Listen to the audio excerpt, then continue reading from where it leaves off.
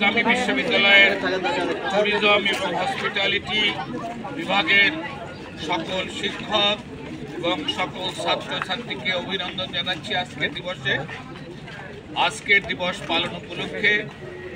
কারণ এই সাবজেক্টটি tourism and hospitality বর্তমান বিশ্বে সাস্টেইনেবল ডেভেলপমেন্টের কনসেপ্ট গ্রো করার পরে অত্যন্ত গুরুত্ব পেয়েছে এবং এই সাবজেক্টটি বাংলাদেশে সরকারি এবং বেসরকারি বিশ্ববিদ্যালয়ে সব জায়গায় পড়ানো হচ্ছে এই ডিপার্টমেন্ট।